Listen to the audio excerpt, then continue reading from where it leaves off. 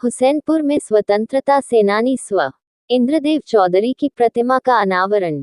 राहुई प्रखंड के हुसैनपुर गांव में शनिवार को सरदार पटेल युवा मंच के राष्ट्रीय संयोजक डॉक्टर राकेश रंजन द्वारा महान स्वतंत्रता सेनानी स्वर्गीय इंद्रदेव चौधरी की प्रतिमा का अनावरण किया गया.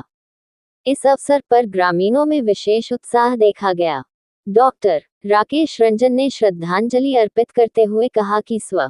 इंद्रदेव चौधरी ने न केवल भारत की आज़ादी की लड़ाई में सक्रिय भूमिका निभाई, बल्कि आज़ादी के बाद सामाजिक न्याय और समानता के लिए भी निरंतर कार्य किया.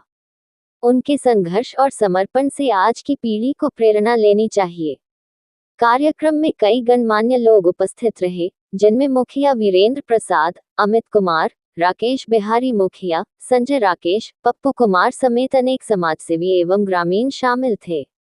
सभी ने सेनानी स्व. चौधरी के योगदान को याद करते हुए उन्हें श्रद्धांजलि अर्पित की. हमारे देश के महान स्वतंत्रता सेनानी थे, जिन्होंने गांधी जी के भारत छोड़ो आंदोलन, अंग्रेजों के द्वारा जो हमारा देश गुलाम था, इस गुलाम भारत को आजाद कराने में हमारे महान स्वतंत्रता सेनानी स्वर्गीय इंद्रदेव चौधरी जी का एक बहुत ही महत्वपूर्ण रोल रहा है. और 8 अगस्त 1942 को बिहार शरीफ के एसडीओ कोर्ट में जब पुलिस की चारों तरफ से घेराबंदी थी, उस समय अपने नौजवान काल में उस एसडीओ कोर्ट में झंडा फहराने का काम किया था देश का अपना. और इन्हें कई बार देश की आजादी में इन्हें जेल जाना पड़ा, कई यातनाएं दी गई, फिर भी ये अपने देश के प्रति समर्पित भाव से सेवा के लिए, अपने देश की आजादी के लिए इन्होंने लड़ाई लड़ा. और ये लड़ाई लड़ करके इन्होंने उसके बाद जब देश हमारा आजाद हुआ, उसमें सरकारी सेवा में कार्यरत भी हुए और समाज सेवा से ओतप्रोत थे. इतना जितना समाज सेवा इन्होंने किया है, शायद समाज इनको नहीं भुला सकता है, ये तो आप लोग देख सकते हैं.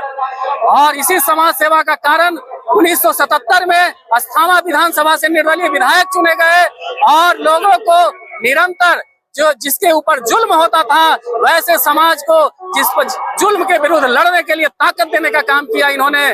और लोगों को आगे बढ़ने के लिए, पढ़ने के लिए, किसान के लिए इन्होंने आंदोलन किया.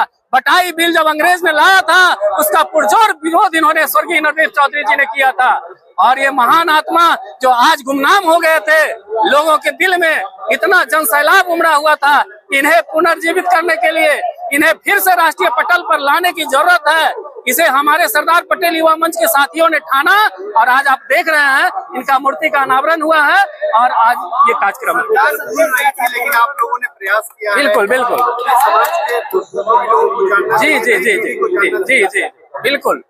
आगे आने वाला जानने की जरूरत है. निश्चित तौर पर जिस तरह से रामफल मंडल जी हमारे देश के कम उम्र में शहादत देने वाले योद्धा को भूल गया था लोग, तो हम ही लोग 7 साल से पटना में उनके जयंती और पुण्यतिथि मना के आंदोलन चला के आज सब लोग मना रहे हैं. रामफल मंडल को सब जान रहे हैं. तो जब डॉक्टर राकेश और सरदार पटेल युवा मंच ने ठान लिया है, तो निश्चित तौर पर स्वर्गीय अमर इंद्रदेव चौधरी जी फिर से राष्ट्रीय पटल पर इनका नाम छा जाएगा. बिल्कुल गुमनाम होने नहीं देंगे. ये देख रहे हैं ना मजमा और भीड़, सभी लोगों के दिल में, हृदय में बसते हैं स्वर्गीय इंद्रदेव चौधरी जी.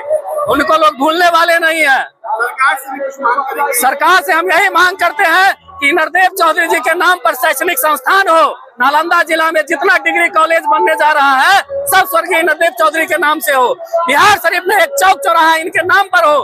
पटना में स्वर्गीय इंद्रदेव चौधरी के नाम पर एक चौराहा हो. इनके नाम पर पटना का एक पथ का नाम किया जाए. शैक्षणिक संस्थान निश्चित तौर पर इनके नाम पर होना चाहिए, ताकि आने वाला जनरेशन ऐसे महान स्वतंत्रता सेनानी को जाने. एक देखा जा रहा है कि आजकल अपने समाज के लोगों को याद नहीं करते हैं, अपने ही नाम की चर्चा ज्यादा करते हैं. लेकिन निश्चित तौर पर हम लोग निरंतर समाज के पुरोधा को और जो महान स्वतंत्रता सेनानी रहे देश में, जिनका हम योगदान रहा है, समाज के प्रति मेल जोल कर चलने वाले जो क्षमतावान नेता रहे हैं, उनको निरंतर समाज याद करेगा, देश याद करेगा. जरूरत पड़ेगी तो आंदोलन भी करेंगे. निश्चित तौर पर इनके नाम के लिए हम लोगों ने ठाना है और स्वर्गीय इंद्रदेव चौधरी का नाम राष्ट्रीय पटल पर लाना है. जी, डॉक्टर राकेश रंजन, नेत्र विशेषज्ञ, समाज सेवी, राष्ट्रीय संयोजक, सरदार पटेल युवा मंच.